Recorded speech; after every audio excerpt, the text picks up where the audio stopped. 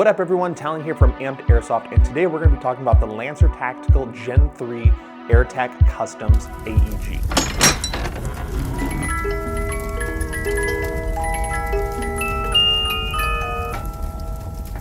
One of the most recent releases from Lancer Tactical is going to be this collaboration with AirTac Customs, a brand in the airsoft industry well known for their indoor and CQB-based setups and builds.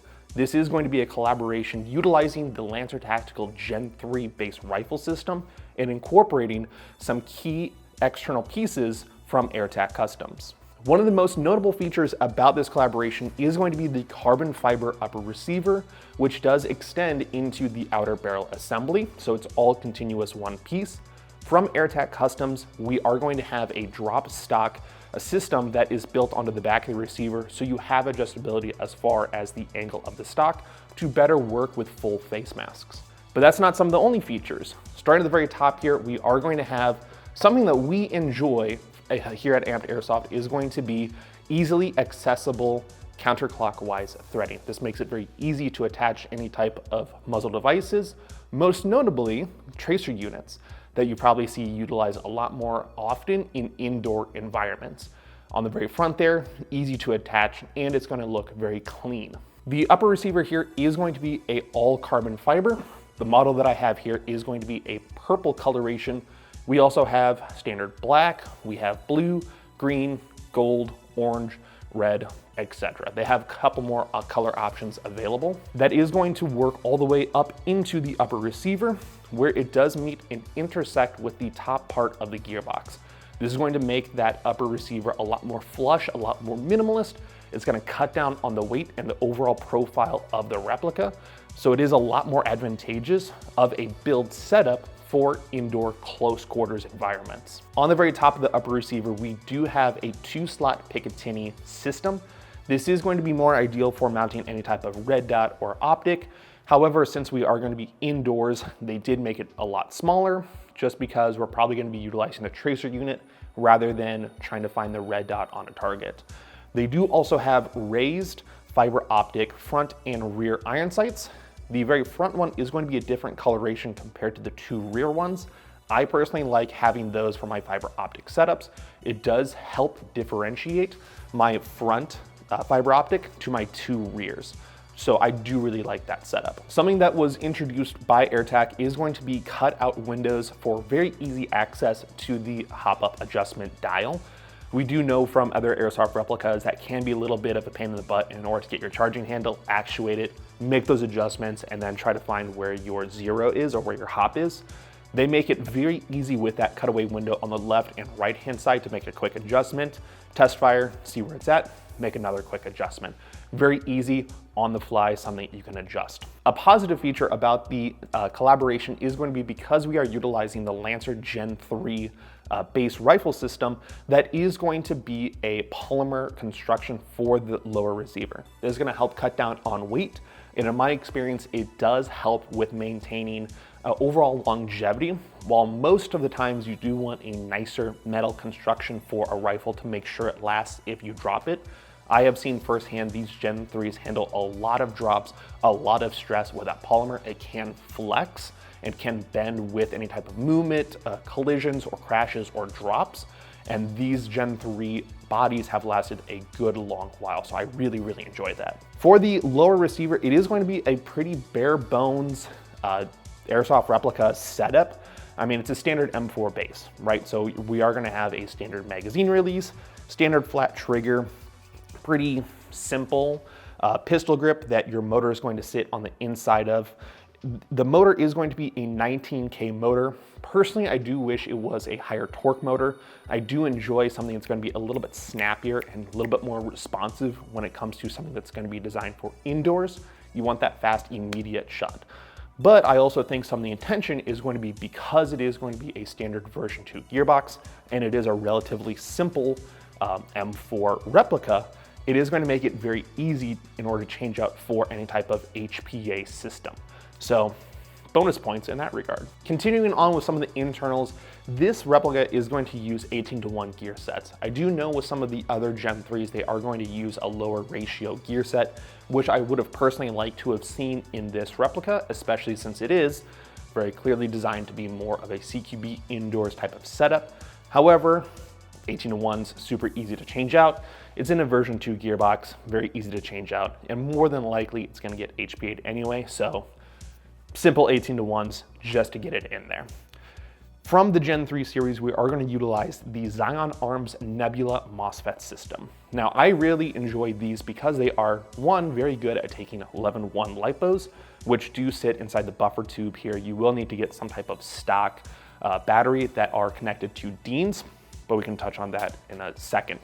The Nebula Zion Arms MOSFET is going to be programmable, albeit it is going to be a rather simple programmability utilizing just trigger pulls as well as selector switch movements, but it is going to change and allow you different configurations as far as your full auto capabilities.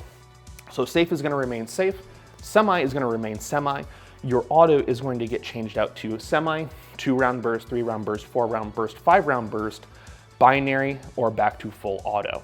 So if we did want to run maybe a little bit more cool guy, maybe a little bit more experienced CQB indoors, maybe you have a cool field that will allow your group of guys to run binary and get a little bit more action.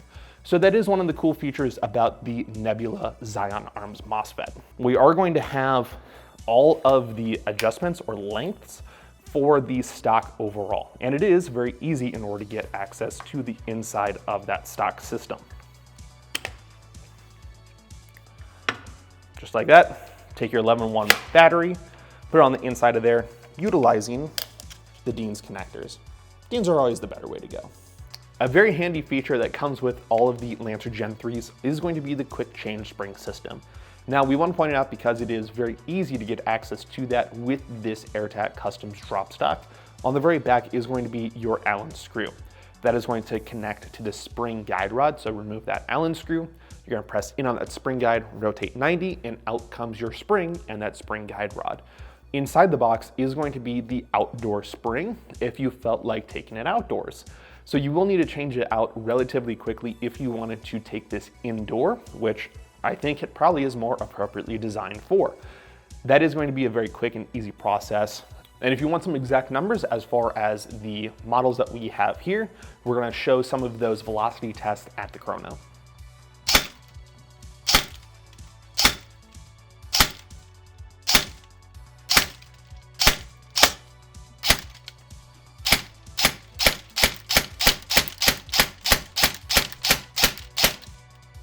One of the things that I like to do with these videos are going to be some of the pros and cons when it comes to every airsoft replica.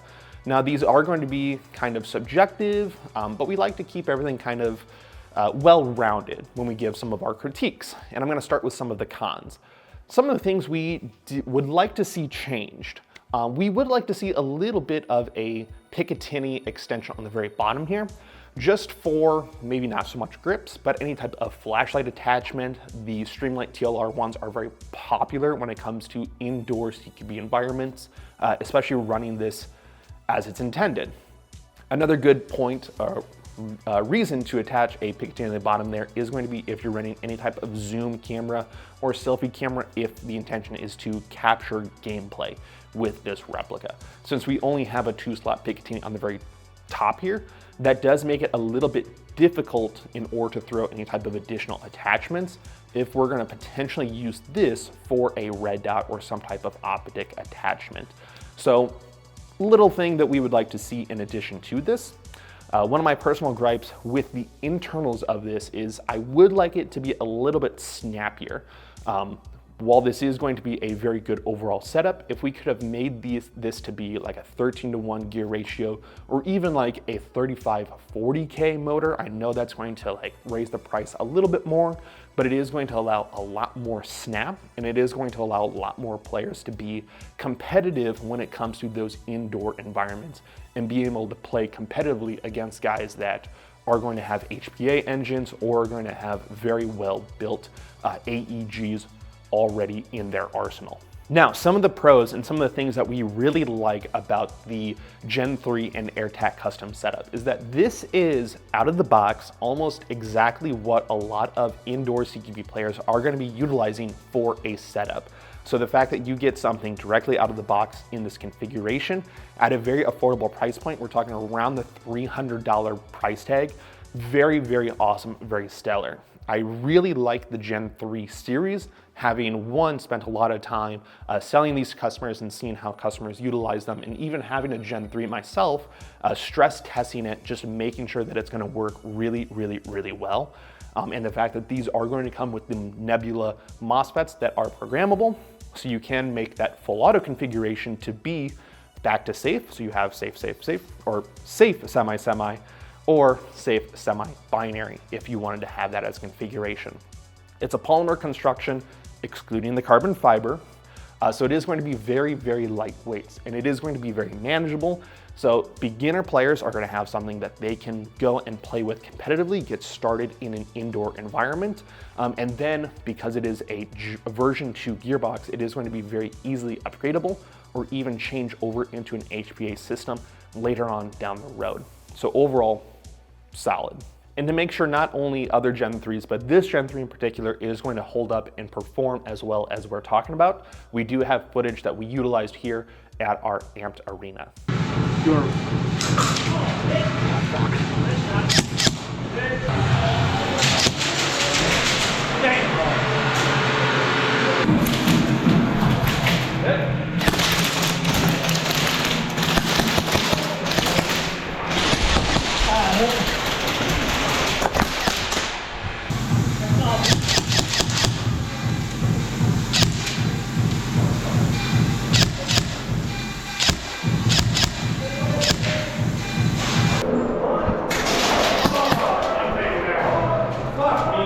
Thank you.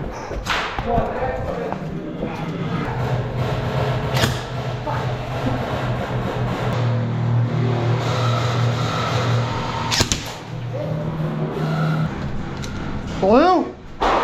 Blue? You? Yeah!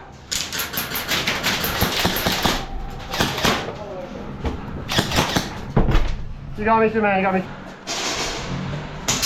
Ow! Oh, my head.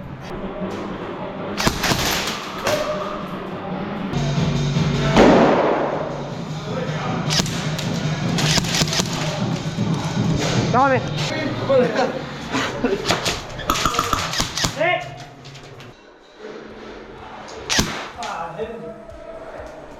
So that is the video of the Lancer Gen 3 AirTac Customs overview review. If you have any further questions, put them down in the comment section below. Make sure you subscribe, follow us on all of our other social medias, and we'll catch you guys in the next one.